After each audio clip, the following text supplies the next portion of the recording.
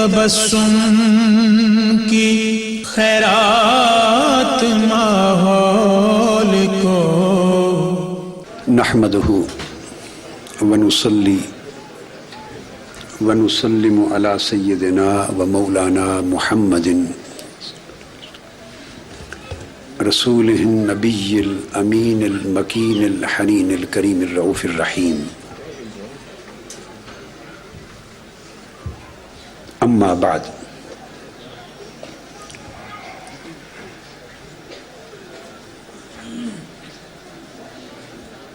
فاعوذ باللہ من الشیطان الرجیم. بسم اللہ الرحمن الرحیم.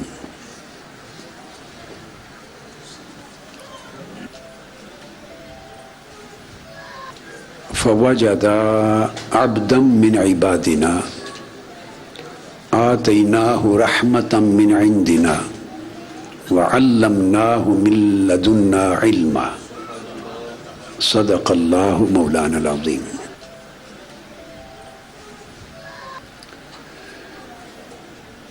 یہ محترم اور مکرم شرکائے مجلس تربیت، خواتین و حضرات، اسکینڈینیوین ممالک سے اس 6 روزہ تربیتی کیمپ میں شرکت کے لیے اور صحبت کے لیے اور تربیت کے لیے اور رحلت کے لیے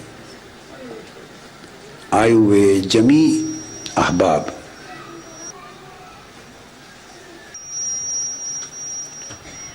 بشمول تمام بہنوں کے، بیٹیوں کے،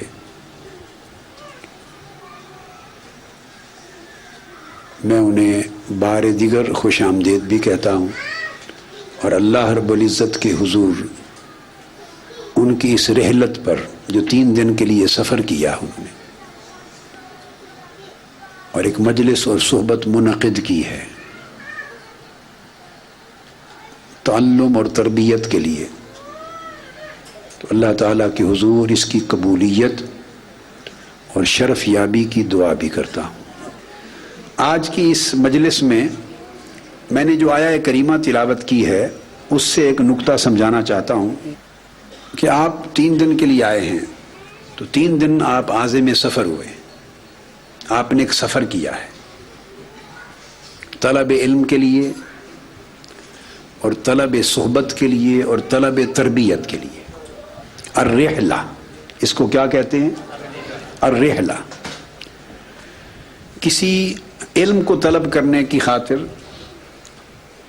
اور کسی صحبت کے لیے اور کچھ سیکھنے کے لیے جب انسان سفر کرتا ہے تو اس کو رحلہ کہتے ہیں. ویسے تو عربی لغت میں الرحلہ مطلقاً سفر کو کہتے ہیں جب آپ ٹریولنگ کرتے ہیں. ابن بطوطہ نے پوری دنیا کی ٹریولنگ کی تو ان کا جو سفر نامہ ہے یا ان کا سفر ہے اس کو رحلہ ابن بطوطہ کہا جاتا ہے. تو یہ رحلہ تو سفر کو کہتے ہیں، ٹریولنگ. مگر ایک خاص اصطلاح ہے علم الحدیث میں اور علم السنہ میں. جب آپ حدیث کی کتابیں پڑھتے ہیں تو صحابہ کرام اور خاص طور پہ تابعین اور اتباع التابعین، یہ جو زمانہ ہے، اور پھر ان کے بعد ائمہ سلف صالحین، یہ جو اسلامی تعلیمات کا تشکیلی دور ہے پہلے 200 سال، جب ان کے احوال پڑھتے ہیں تو آپ کو کثرت کے ساتھ کتب حدیث میں یہ لفظ ملتا ہے الرحلہ لطلب الحدیث، الرحلہ لطلب العلم، الرحلہ للقاء الصالح، الرحلہ للدعوہ. یعنی صحابہ، تابعین، اتباع التابعین، ائمہ سفر کرتے، 1 دن کے لیے بھی کرتے، 3 دن کے لیے بھی کرتے، چند لمحوں کے لیے بھی کرتے، کچھ لینے کے لیے. مگر یہ بات پہلے نقطے کے طور پہ ذہن نشین کر لیں، وہی سفر مقبول ہوتا ہے کہ جو اس میں ملے، جو لیا جائے، اس پہ عمل کیا جائے، اسے زندگی کا زیور بنا لیا جائے. ورنہ تو سفر بیکار گیا نا. آپ نے ایک سفر کیا، آپ ایک کام کے لیے آئے، 3 دن رکے، صاف ظاہر ہے آپ کو اب وہاں یہاں وہ سہولت نہیں ہوگی جو اپنے گھر میں تھی، وہ سہولت نہیں ہوگی جو اپنے گھر میں تھی۔ سفر کے آداب میں اور رحلت کے آداب میں پہلی بات یاد رکھ لیں، جہاں جائیں رکیں، سہولت کا کبھی خیال نہ کریں اور سہولت پہ نگاہ نہ رکھیں، یہ کفر ہے اہل رحلت کے ہاں۔ کیا؟ اہل رحلت کے ہاں یہ روحانی کفر ہے، بولیے، یہ کفر فی السلوک ہے۔ آپ ایک لفظ سنتے ہیں سلوک اور سالک، یہ بھی تصوف کی، معرفت کی، زہد کی، رقائق کی کتابوں میں اس کی کثرت سے تذکرہ آتا ہے سلوک کا۔ سلوک بھی سفر کرنے کو کہتے ہیں، راستے کو کہتے ہیں، سبیل بھی راستے کو کہتے ہیں، سفر کرنا ایک راستے پر، طریق بھی راستے کو کہتے ہیں۔ تو سالک ہے مسافر، سفر کرنے والا، تو رحلہ، سلوک اور صاحب الطریق جو طریق سفر کرنے والا، یہ سب ایک معنی ہے، اسی سے طریقت بھی ہے۔ سفر کرنا اللہ کی طرف، کیا؟ سفر کرنا دنیا سے آخرت کی طرف، یہ طریقت ہے۔ کیا؟ سفر کرنا، بولیے، دنیا سے آخرت کی طرف، یہ کیا ہے؟ طریقت ہے۔ اور سفر کرنا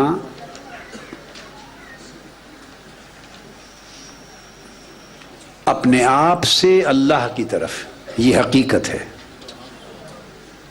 سفر کرنا دنیا سے آخرت کی طرف۔ اب یہ سفر دھیان کا بھی ہے، یعنی دھیان کو دنیا سے ہٹا کر آخرت کی طرف لگا لینا۔ دھیان کیسے ہٹتا ہے؟ یعنی دنیا سے دھیان آہستہ آہستہ کم ہوتا جائے۔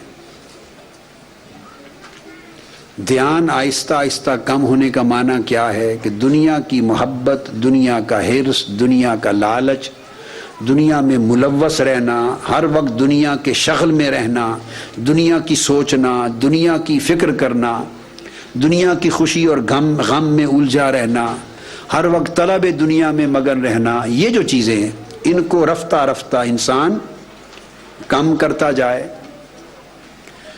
بھرا ہوا ہے نا دل طلب دنیا اور فکر دنیا میں، بھرا ہوا ہے۔ جب آپ کم کریں گے، یہ گلاس بھرا ہوا ہے، جب اس کو کم کریں گے، جتنا جتنا کم ہوگا تو اتنا خلا ہو جائے گا، جگہ خالی ہو جائے گی نا، جگہ خالی ہو جائے گی۔ تو جتنی جگہ خالی ہوتی جائے اتنا کچھ بھرنا بھی ہے۔ یہ سلوک میں فرق ہے۔ جیسے کوئی بھی مسافر سفر کرتا ہے تو جتنے میل چلتا ہے تو اس کا سفر اتنے میل جب کم ہوتا ہے تو جس منزل کی طرف جا رہا ہے اس کے اتنے میل قریب بھی تو ہوتا ہے نا۔ کم ہونا ایک اینگل ہے، کم ہوا جدھر سے چلا، جس شہر کو، جس وطن کو، جس جگہ کو چھوڑا، ادھر سے جب فاصلہ دیکھا تو کم ہو گیا، اور وہ کم ہونا ادھر بھی ہے جدھر جا رہا ہے، اس کا ایفیکٹ کس طرف پڑ رہا ہے سفر کا؟ اپنی منزل کی طرف۔ تو سفر لوز نہیں کر رہا، ادھر سے گین ہو رہا ہے کہ آپ منزل کے قریب ہو رہے ہیں۔ اس طرح جب آپ ایک دھیان کم کرتے ہیں تو اتنی جگہ دل میں آخرت کے دھیان سے بھر جاتی ہے، اتنی جگہ دل میں آخرت کے دھیان سے بھر جاتی ہے۔ یاد رکھ لیں، مسافر کی تعریف بتا رہا ہوں، وقت چونکہ میں جو مضمون ذہن میں لے کے آیا ہوں، مجھے اسی ابتدا سے اب لگ رہا ہے کہ شاید اس مضمون کو شروع ہی نہیں کر سکیں گے، ہم ایک اور طرف چل پڑے، مگر جس طرف بھی جائیں گے خیر کی طرف ہوگی انشاءاللہ۔ تو جب آپ دو باتیں، ایک بات ذہن نشین کر لیں کہ دو محبتیں ایک برتن، دل کے برتن میں جمع نہیں ہوتی، اور دو غم دل کے برتن میں اکٹھے جمع نہیں ہوتے۔ جیسے دو سوکنیں ایک گھر میں ایک شوہر کے پاس نہیں رہتی، رہتی ہیں؟ طبعاً نہیں رہیں گی، طبی بات ہے، گناہ کی بات نہیں ہے۔ ایک دونوں کی ایک جگہ محبت ہے تو وہ پھر ایک محبت، اس محبت میں دوسرے کا شریک ہونا گوارا نہیں کرتی۔ محبت کی خصوصیت ہے یکتائی، محبت شرک کو گوارا نہیں کرتی۔ اگر وہ اکٹھی ایک جگہ نہیں رہتی تو گناہ نہیں ہے۔ علماء کو نہیں چاہیے کہ ایسا کیس آ جائے تو بٹھا کے بیویوں کو نصیحت کرنے کے بیٹے اکٹھے رہنے میں بڑی برکت ہے فلاں، یہ نصیحت کا مسئلہ نہیں ہے۔ قاعدہ کلیہ ہے کہ محبت شرک کو گوارا نہیں کرتی۔ محبت ساری توحید کا نام ہے، محبت توحید چاہتی ہے۔ اللہ سے ہو تو توحید بن جاتی ہے۔ اللہ شرک گوارا کرتا ہے کیا؟ وہ فرماتا ہے والذین آمنوا اشد حبا للہ، جو لوگ ایماندار ہیں، جو لوگ مجھ پہ ایمان لائے ہیں، وہ اللہ کے لیے نہیں فرمایا کہ اللہ کی محبت کرتے ہیں، نہیں فرمایا کہ اللہ سے محبت کرتے ہیں۔ کیوں نہیں فرمایا کہ جو ایمان والے ہیں وہ اللہ سے محبت کرتے ہیں؟ یہ نہیں فرمایا۔ اب میں عرض کرتا ہوں کیوں نہیں فرمایا۔ اس لیے نہیں فرمایا کہ اسے معلوم ہے کہ بسا اوقات کئی محبتیں جمع ہوتی ہیں۔ محبت مجرد محبت، خالی محبت ایک ایسا جذبہ ہے کہ بیک وقت کئی افراد کے ساتھ ہو سکتا ہے اور وہ یکجا بھی رہ لیتے ہیں۔ محبت ایک شوہر کی بیوی کے ساتھ بھی ہے، وہی آدمی صرف شوہر ہی نہیں وہ باپ بھی ہے، تو اس کی بطور باپ محبت اپنی اولاد کے ساتھ بھی ہے، اور وہ صرف شوہر اور باپ نہیں، وہ کسی کا دوست بھی ہے، اس کی محبت اپنے دوستوں کے ساتھ بھی ہے، اور وہ کسی کا بیٹا بھی ہے، اس کی محبت اپنے والدین کے ساتھ بھی ہے، کسی کا بھائی بھی ہے، اس کی محبت اپنے بہن بھائیوں کے ساتھ بھی ہے۔ اب آپ نے دیکھا، اور اس کی محبت دین کے ساتھ بھی ہے۔ یہ تو ساری جائز محبتیں میں نے گن لی۔ اب آپ نے دیکھا کہ ایک شخص میں کتنی محبتیں جمع ہو گئی نا، ایک شخص میں۔ تو اللہ کو معلوم ہے محبتیں کئی جمع ہو جاتی ہیں، اس لیے اس نے یہ نہیں فرمایا کہ جو ایمان والے ہیں مجھ سے محبت کرتے ہیں، کہ محبت مجرد محبت میں کئی شرک ہوتے ہیں اور وہ ایڈجسٹ بھی ہو جاتی ہیں۔ اب اولاد کی محبت اور بیوی کے ساتھ شوہر کی محبت اور اس کی اپنی اولاد سے محبت میں کوئی تضاد نہیں ہے، جیلسی نہیں ہوتی۔ بیوی شوہر کو نہیں کہتی کہ تم اپنی اولاد سے بھی مجھ سے بڑھ کے محبت کرتے ہو، کیونکہ وہ ماں بھی ہے، وہ بھی محبت کرتی ہے اولاد سے۔ آپ سمجھ گئے نا؟ تو محبتوں میں، خالی مجرد محبت میں کئی افراد شریک ہو جاتے ہیں، کئی نسبتیں شریک ہو جاتی ہیں، تو ایک دل کے برتن میں کئی محبتیں اکٹھی رہ لیتی ہیں۔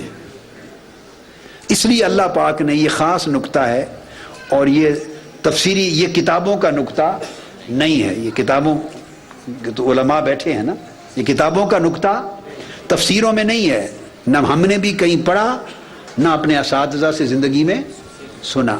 یہ پڑھے لکھے جو چینلز ہیں ان سے ہٹ کے بھی کچھ چیزیں ہوتی ہیں، یہ کتابوں کے چینل سے ہٹ کے بھی ہوتی ہیں۔ یہ بات ذہن نشین کرنے کی ہے بیٹے۔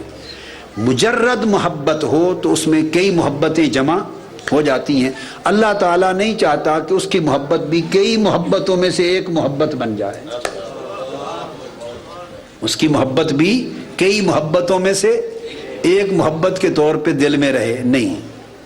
یہ بیٹے جوان لوگ خاص طور پہ سنیں کہ جوانی کی زندگی محبت کرنا چاہتی ہے تو آپ کو راستہ ملے کہ محبت کی جگہ کون سی ہے کون سی نہیں ہے، کہاں کرنی چاہیے، کہاں آپ کو ڈائریکشن کی ضرورت ہے۔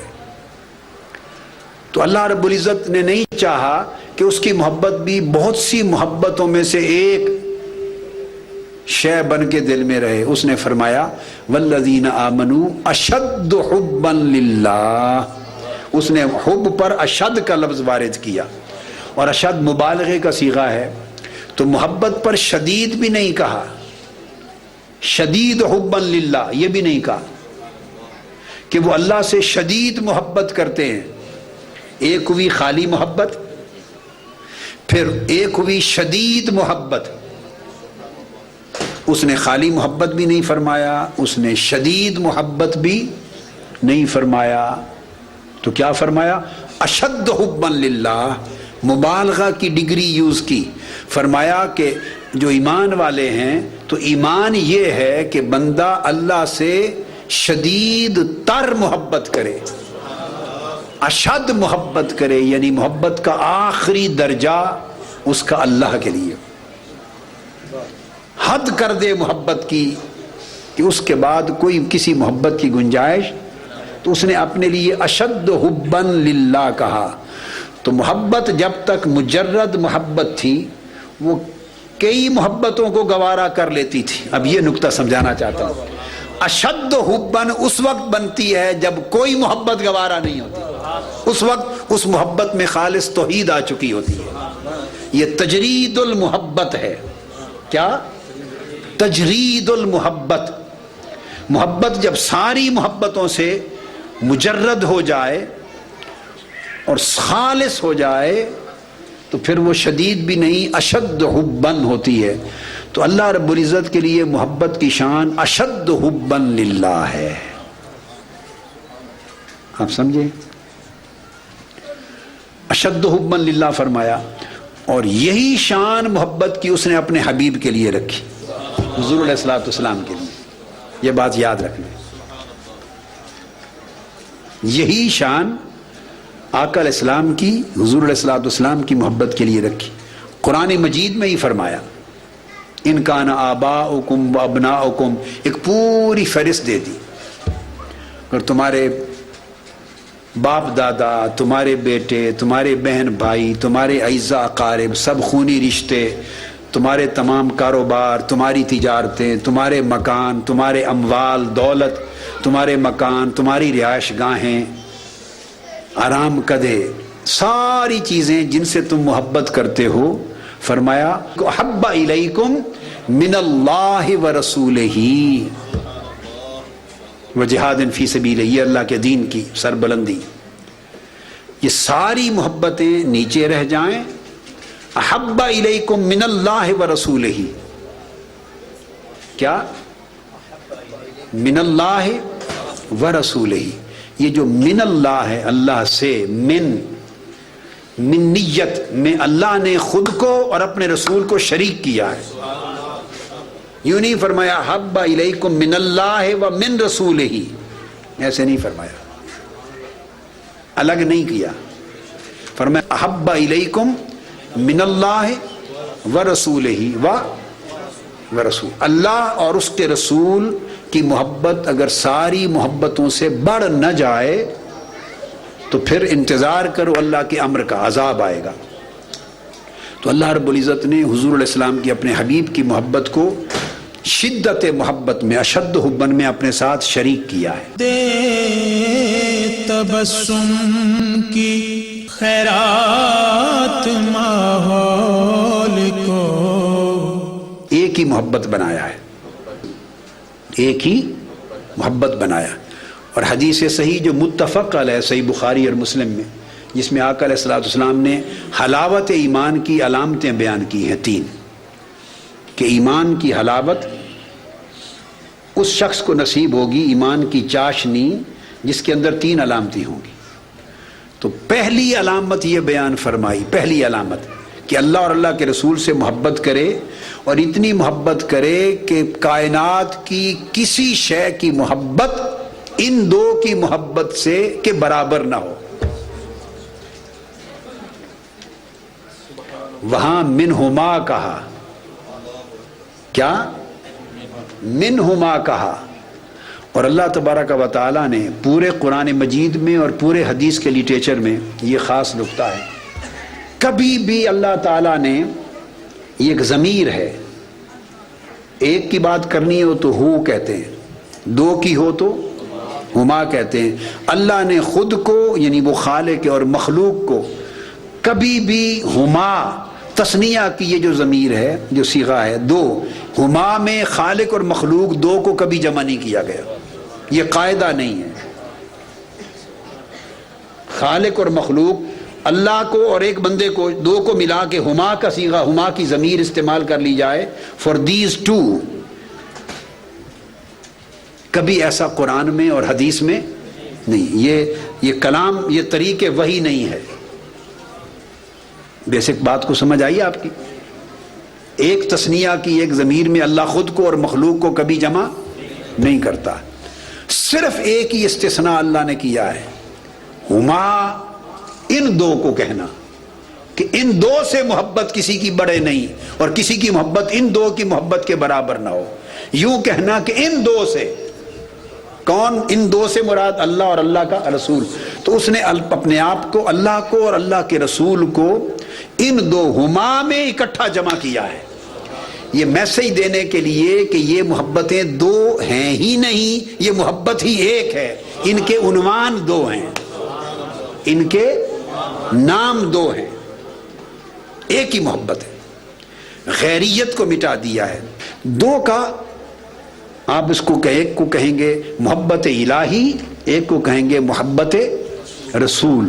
تو ٹائٹل ضرور دو ہیں، نام ضرور دو ہیں، تاکہ یہ امتیاز رہے اللہ اور اللہ کے رسول کی ذات میں، خالق اور مخلوق میں، معبود اور عبد میں امتیاز رہے. مگر جہاں بات ہے محبت کی، فرمایا اللہ اور رسول ضرور دو ہیں، اس لیے منہما کہا. یہ ایک نہیں ہے. اللہ اور رسول یہ دو ہیں، یہ ایک نہیں، اس لیے منہما کہا. چونکہ وہ خالق ہے، یہ مخلوق ہیں، وہ اللہ ہے، مرسل ہے، یہ رسول ہیں. مگر جب بات آتی ہے ان کی محبت کی تو محبت ضم ہو جاتی ہے، محبت ایک ہے. یعنی ان دونوں کی محبت ایک ہے. کیا بولیے؟ یہ ایک عقیدے کا نقطہ ہے. دونوں کی محبت ایک ہے. جیسے قرآن مجید سے ثابت ہے کہ دونوں کا ادب ایک ہے. کیا؟ یا ایھا الذین آمنوا لا تقدموا بین یدی اللہ ورسولہ. اب تقدم جس سے روکا گیا کہ آگے نہ بڑھو، وہ حضور علیہ السلام سے آگے نہ بڑھنے کا عمل تھا. روزے نہ رکھو، پہلے قربانی نہ دو، اللہ سے نہیں بڑھنا تھا. مگر جمع کر دیا کہ اللہ اور اللہ کے رسول سے آگے بڑھا نہ کیا کرو. اطاعت، اللہ اور اللہ کے رسول کی اطاعت ایک. من یطع الرسول فقد اطاع اللہ.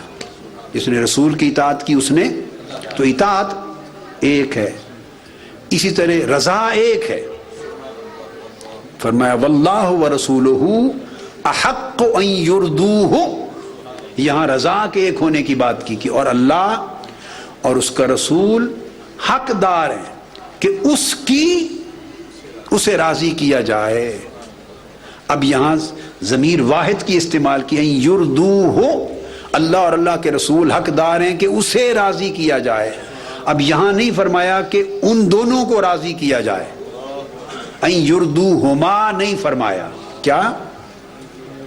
کہ اللہ اور اللہ کے رسول حقدار ہیں کہ ان دونوں کو راضی کیا جائے نہیں فرمایا. ان یردوہ، اللہ اور رسول حقدار ہیں کہ اسے راضی کیا جائے. یہ سمجھانے کے لیے ادھر فرمایا واللہ ورسولہ، اللہ اور اس کا رسول دو حقدار ہیں. اب راضی کرنے کی جب بات آئی رضا کی تو فرمایا ان یردوہ، کہ اسے راضی کیا جائے. اسی نقطے کو علامہ ابن تیمیہ نے بیان کیا ہے اور وہ بیان کرتے ہیں کہ اللہ تبارک و تعالی نے ان امور میں فرق مٹا دیا ہے. بعض امور میں فرق، یہ علامہ ابن تیمیہ نے الصارم المسلول میں لکھا ہے. فَأَقَامَهُ اللَّهُ مُقَامَ نَفْسِهِ فِي أَمْرِهِ وَنَهْيِهِ وَإِخْبَارِهِ وَبَيَانِهِ فَلَا يَجُوزُ أَن يُفَرَّقَ بَيْنَ اللَّهِ وَرَسُولِهِ فِي شَيْءٍ مِّنْ هَذِهِ الْأُمُورِ. یہ میں نے خاص آپ کے لیے یہ حوالہ کوٹ کیا علمی استفادہ کے لیے. الصارم المسلول میں علامہ ابن تیمیہ نے کہ جائز ہی نہیں ہے کہ اللہ اور اللہ کے رسول کے درمیان ان 4 امور میں فرق کیا جائے، یہ ناجائز ہے۔ اور جگہ جگہ پھر ابواب عنوان قائم کیے کہ اللہ نے جہت ایک بنا دی، اللہ رسول کی حرمت ایک بنا دی، حکم ایک بنا دیا، جا بجا فرمایا۔ تو میں نے جو آپ کو حدیث بیان کی اس پہ غور طلب لفظ ہیں، فرمایا کہ پہلی علامت ایمان کی یہ ہے ان یکون اللہ و رسولہ احب الیہ مما سواہما، کہ اللہ اور اللہ کا رسول ان 2 کے سوا ہر چیز ہر شے سے زیادہ محبوب ہوں۔ اب یہ اسلوب اللہ نے کسی کے لیے نہیں اپنایا کہ کسی مخلوق کو اپنے ساتھ شریک کر کے ایک اپنا نام لے ایک مخلوق کا اور کہے کہ ان 2 کے سوا، یہ کسی کے لیے جائز نہیں۔ یہ صرف جائز رکھا ہے اللہ پاک نے حضور علیہ السلام کے لیے۔ محبت کے باب میں دیوار گرا دی ہے اور فرق مٹا دیا ہے۔ احب الیہ مما سواہما، ان 2 کے سوا کسی شے کی محبت اتنی عزیز نہ ہو جتنی اللہ رسول کی محبت ہے۔ یہ متفق علیہ حدیث ہے۔ تو بنیادی بات سمجھیں، تو میں یہ عرض کر رہا تھا کہ محبت جب شدید ہوتی ہے اور شدید سے بڑھ کے اشد ہوتی ہے تو اشد حبن کے مقام پر محبت پھر کسی اور کو گوارا نہیں کرتی۔ یہ ایک ایسا مقام ہے جو ہر ایک کو نصیب، آپ سارے توجہ سے سنیں، آپ کی وابستگی ایک طویل عرصے سے ایک مشن سے ہے، منہاج القرآن سے ہے، خدمت کر رہے ہیں، کام کر رہے ہیں، مگر روحانی طور پہ کچھ آگے بھی بڑھنا چاہیے۔ جس رحلت کی میں نے بات کی، سفر، انسان ایک جگہ کھڑا رہے تو اسے کوئی مسافر نہیں کہتا۔ مسافر، اور عربی میں مسافر کو سالک کہتے ہیں۔ تو اگر ایک جگہ کھڑا رہے تو اسے کوئی مسافر نہیں کہتا۔ اور پانی بھی ایک جگہ کھڑا رہے کیا اور آگے نہ چلے تو اس سے وضو کرنا بھی جائز نہیں ہوتا، غسل کرنا بھی جائز نہیں ہوتا۔ ایک جگہ انسان رکا رہے، ترقی نہ کرے، آگے نہ بڑھے تو اس کا کوئی حال بھی اچھا نہیں ہوتا۔ انسان تو انسان ہے، میں نے بتایا نا، پانی بند تالاب چھوڑ دیں اور پانی موو نہ کرے، آگے نہ چلے تو اس میں غسل اور وضو بھی جائز نہیں، سمجھیں۔ اور اگر پانی چلتا رہے، آگے بڑھے، کیا آگے بڑھے، اور 10 آدمی کھڑے ہو کے اس نہر کے کنارے پیشاب بھی کر دیں، اس میں پانی وہی جا رہا ہے آگے، آگے جا کے کچھ لوگ وضو کرنے کے لیے کھڑے ہیں، چلتے پانی میں، نہر کا پانی ہے، دریا کا پانی ہے، 10 لوگ 50 100 لوگ نہا رہے ہیں، اور خدا جانے نہانے کے دوران کیا کیا، ان کے جسم صاف نہیں ہے۔ اسی دریا میں جو بہتا جا رہا ہے، وہاں اس طرف کھڑے سینکڑوں لوگ وضو بھی کر رہے ہیں، وہ بھی جائز ہے۔ اس نہر کے کنارے لوگ وضو کر رہے ہیں جس میں پیچھے لوگوں نے پیشاب بھی کر دیا تھا۔ تو کس چیز نے اس پانی کو وضو کے قابل اتنا پاک اور طیب و طاہر بنا دیا؟ کئی لوگوں کے پیشاب کرنے کے باوجود کس شے نے اس کو اتنا پاک بنا دیا کہ اس سے وضو جائز ہے؟ اور کھڑا پانی جس میں کسی نے تھوکا تک بھی نہیں ہے، جس میں تھوکا تک بھی نہیں ہے، اس پیشاب تو دور کی بات ہے، تھوکا بھی نہیں، اس میں وضو بھی جائز نہیں۔ یہ فرق کیوں پڑ گیا؟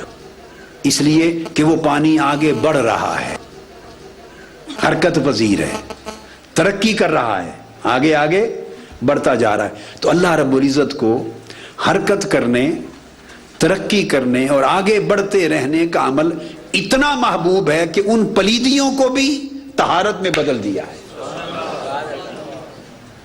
پلیدی کو بھی طہارت میں بدل دیا، پیورٹی میں بدل دیا ہے۔ اور رکا رہنا اور حال میں آگے ترقی نہ کرنا، حرکت نہ کرنا، آگے نہ بڑھنا اتنا ناپسند ہے کہ سراسر پاک تھا پانی، مگر اس کے لیے بھی حکم ہے کہ میری عبادت کے لیے تیاری اس پانی سے نہ کی جائے، کیونکہ آگے نہیں بڑھتا۔ بولیے آگے نہیں بڑھتا۔ تو میں دیکھتا ہوں کتنے لوگ ہیں، اور آپ خود جھانکیں گے اپنے گربانوں میں اور آپ خود اپنے بارے میں فیصلہ کریں گے کہ کتنے سالوں سے آپ اپنے حال کے اعتبار سے، جب میں حال کی بات کرتا ہوں تو میری مراد کاروباری حال نہیں ہے، ایمان کا حال، احسان کا حال، عبادت کا حال، اللہ کے ساتھ تعلق کا حال،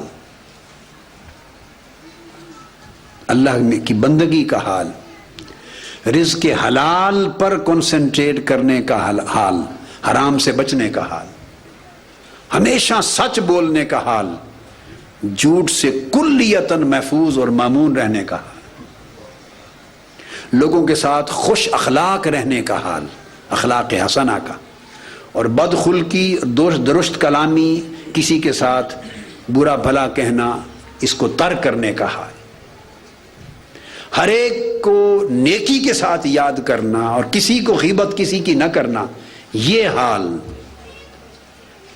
کبھی کچھ لمحے رات کے اندھیرے میں اللہ کی عبادت پہ بسر کرنے کا حال، اللہ کی راہ میں خرچ کرنے کا حال، اللہ کے دین کو مضبوط و مستحکم کرنے پر محنت کرنے کا حال، اور اس سے بڑھ کر اب دنیا کے گورکھ دندوں سے اپنے دل کو دنیا کے جال سے آزاد کرانے کا حال، کہ کتنا آزاد ہوئے اور کتنا آخرت کی طرف چلے، کتنا ابھی نفس کی قید میں ہے اور کتنا مولا کی قید میں ہے، اللہ کی طرف جا رہے ہیں، یہ حال۔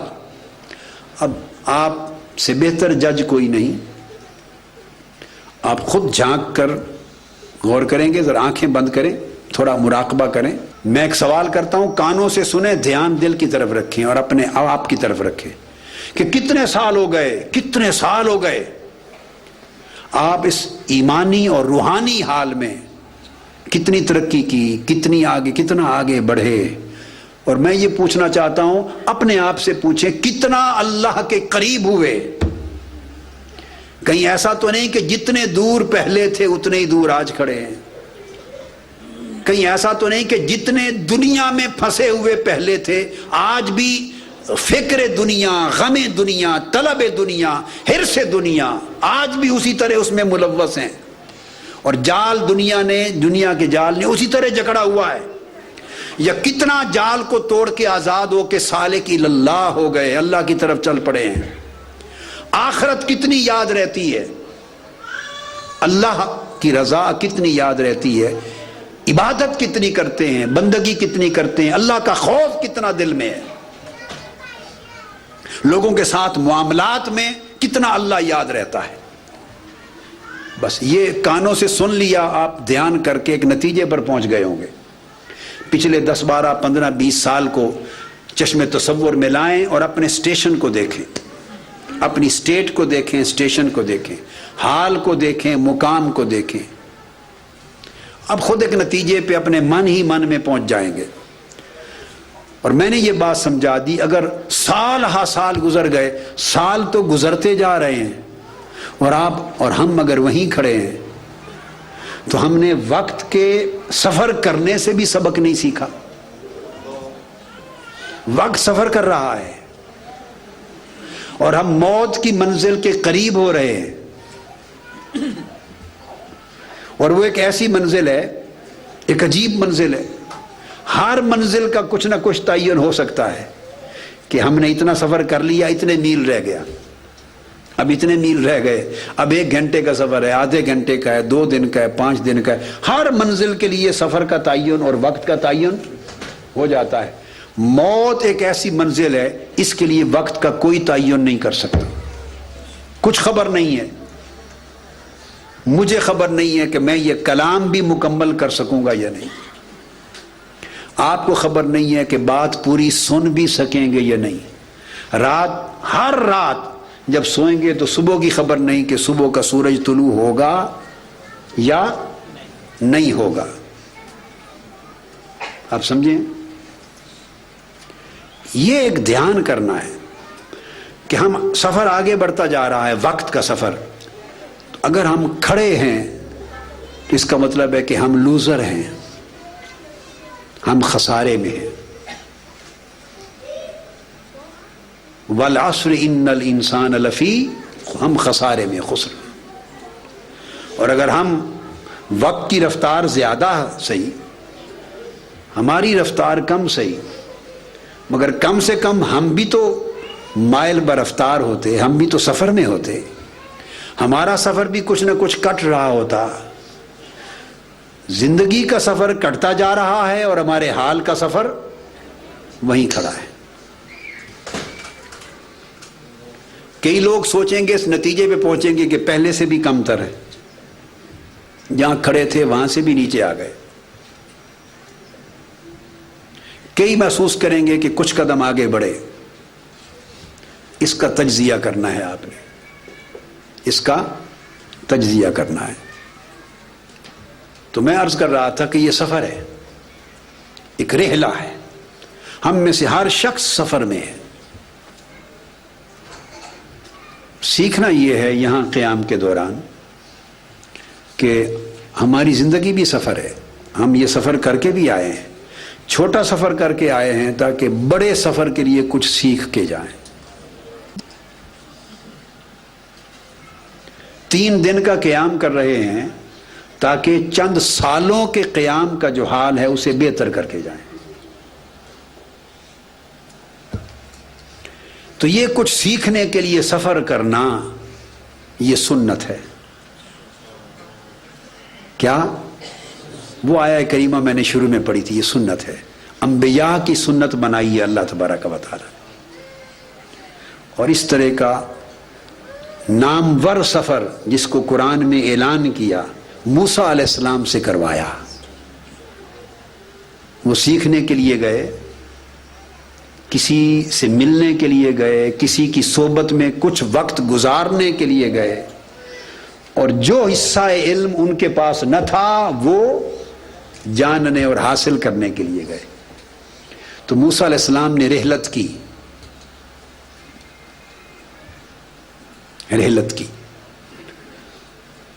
اور حضرت یوشع بن نون کو اپنے ساتھ لیا، اپنے شاگرد کو، اور رحلت کی، سفر کیا ایک رجل صالح حضرت خضر علیہ السلام کی طرف، ایک نیک فرد کی طرف، نیک شخص کی طرف.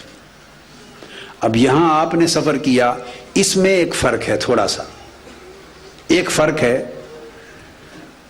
موسیٰ علیہ السلام نے سفر کیا جس شخص کی طرف، وہ رجل صالح تھا، ولی اللہ تھا. خضر علیہ السلام ایک نیک فرد کی طرف سفر کیا. آپ سفر کر کے آئے، یہ میرا آمد سن کے، تو بس یہ فرق ہے کہ یہاں نیک مرد نہیں ہے، نیک شخص نہیں ہے. یہ ایک بدقسمتی ہے، میری بھی آپ کی بھی. یہ آپ سے زیادہ گناہگار ہے جس کے پاس آئے ہیں، آپ سے زیادہ گناہگار ہے. لیکن اب اس کی ریپلیسمنٹ کیسے ہوگی؟ تو ریپلیسمنٹ میرا دھیان نہ کریں، ایک مقصد کو ریپلیس کر لیں، مجھے مقصد سے ریپلیس کر دیں کہ ایک مقصد صالح کے لیے آئے، ایک مقصد صالح کے لیے آئے. بس پھر ساری خیر مل جائے گی.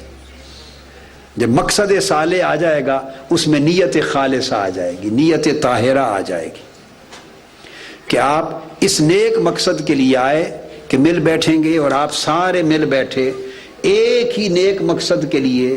اس نے آپ کی مجلس کو مجلس صالح بنا دیا، اس نے آپ کی صحبت کو صحبت صالح بنا دیا.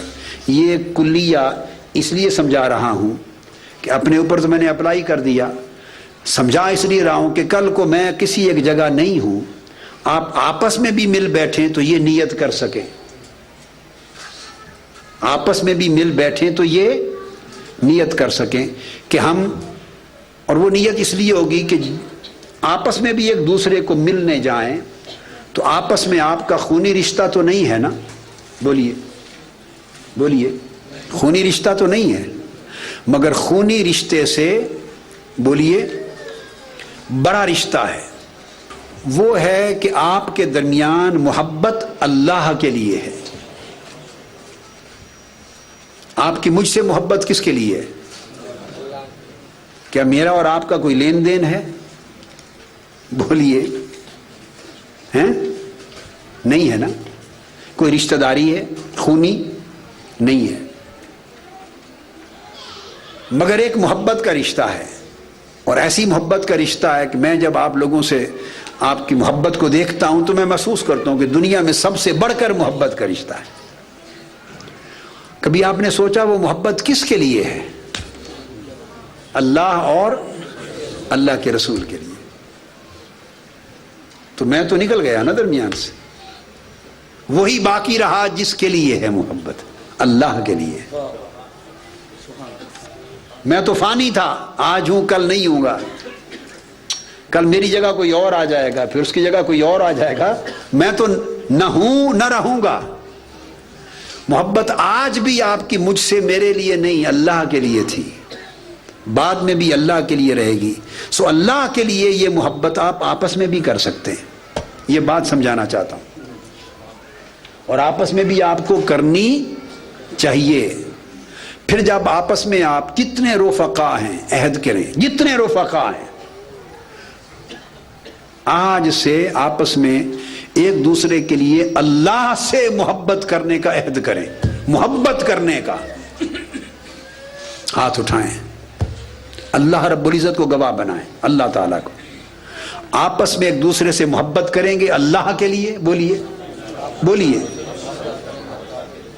کریں گے، بولیے کریں گے اللہ کے لیے۔ کیا آپ کا رشتہ الحب فی اللہ ہو گیا، آپ کا رشتہ الحب فی اللہ ہو گیا، اللہ کے لیے محبت ہو گئی آپ کے درمیان۔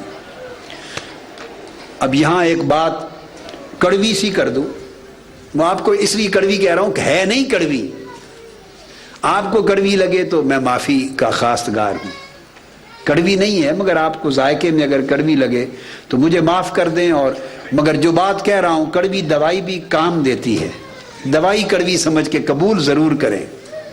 جب آپ کی آپس میں محبت فی اللہ ہو گئی، الحب فی اللہ، اللہ کے لیے محبت ہو گئی نا۔ اب مجھے ایک سوال کا جواب دیں، جس سے محبت ہو اس سے عداوت ہوتی ہے؟ تبسم کی خیرات